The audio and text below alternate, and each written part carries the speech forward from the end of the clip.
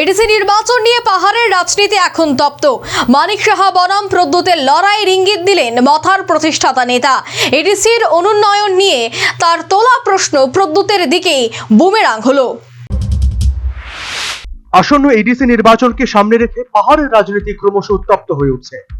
ত্রিপুরামথায় প্রতিষ্ঠাতা নেতা প্রদ্যুৎ কিশোর দেববর্মা এডিসি নির্বাচনকে কার্যত মুখ্যমন্ত্রী মানিক সাহা এবং তার মধ্যে রাজনৈতিক লড়াই হিসেবে তুলে ধরেছেন বলে এই মুহূর্তে রাজনৈতিক বিশেষজ্ঞদের অভিমত।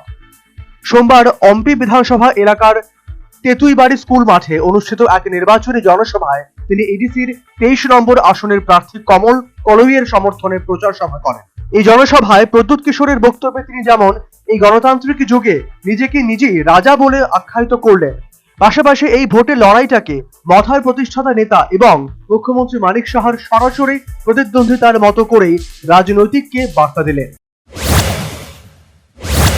जिस दिन घुमा लोग ये बात समझ जाएगा कि सबसे पहले आप त्रिपुरासा है, उसके बाद आप लोग जमतिया, देवबर्मा, कोलोई, रियान, उच्चोय, काइपेंग, बंगचेर, मॉलसोम है। उस दिन हमारा तोहफा कमजोर नहीं रहेगा। आपका राजा त्रिपुरा मोथा के लिए फाइट नहीं कर रहा है। आपका राजा अपना जाति को बचाने के लिए फाइट कर रहा है और वहां में मानिक शाह जाति को तोड़ने का फाइट कर रहा है। आपको डिसाइड करना है राजा ठीक है कि मानिक शाह ठीक है। अगर आपको लगता है मानिक शाह ठीक है तो आप बीजेपी को वोट करो। अगर आपको लगता है कि आपका राजा ठीक बोल रहा है, दिल से बात कर रहा है, तो 12 तारीख को आप लोग जाकर किसको वोट करेगा? तोहफा को वोट करेगा। आप लोग अपना जाति को, अपना बच्चा का भविष्य के लिए वोट करेगा।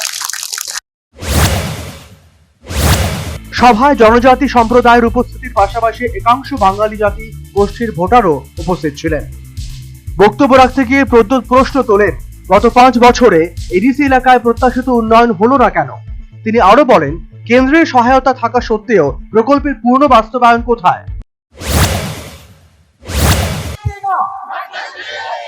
अपना नेक्स्ट जनरेशन के बारे में चिंता करो। YPF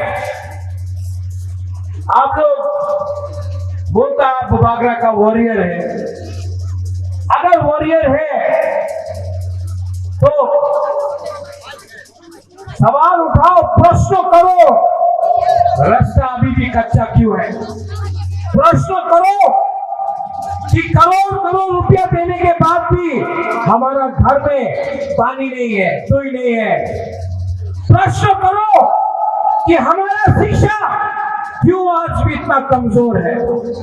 प्रश्न करो कि क्यों प्रोफेसर मानिक शाह बोल रहा है कि वो एबीसी को दखल करे। তবে রাজনৈতিক বিশেষজ্ঞদের মতে এই প্রশ্ন উল্টো মথার দিকেই বুমেরাং হয়ে ফিরে আসছে, কারণ গত 5 বছর এডিসির ক্ষমতায় ছিল ত্রিপুরামথা। তাই স্বাভাবিকভাবেই কিছু প্রশ্ন উঠছে, ক্ষমতায় থেকে উন্নয়ন না হলে দায় কার? জনজাতি উন্নয়নের প্রতিশ্রুতি কতটা বাস্তবায়িত হয়েছে? নির্বাচনের আগে এই প্রশ্ন তোলার রাজনৈতিক উদ্দেশ্য কি? রাজনৈতিক বিশেষজ্ঞদের একাংশ মনে করছেন সভায় আবেগঘন বক্তব্যের মাধ্যমে জনজাতি ভোটকে প্রভাবিত করার চেষ্টা হয়েছে। কেউ কেউ সাম্প্রদায়িক ইস্যু উস্কে দেওয়ার অভিযোগও তুলেছেন। সব মিলিয়ে এডিসি নির্বাচনকে কেন্দ্র করে পাহাড়ের রাজনীতি এখন প্রশ্ন, পাল্টা প্রশ্ন এবং রাজনৈতিক কৌশলের নতুন সমীকরণে প্রবেশ করেছে। আগামী ভোটেই তার প্রকৃত প্রতিফলন দেখা যাবে বলে মত বিশেষজ্ঞদের। Bureau report, news vanguard.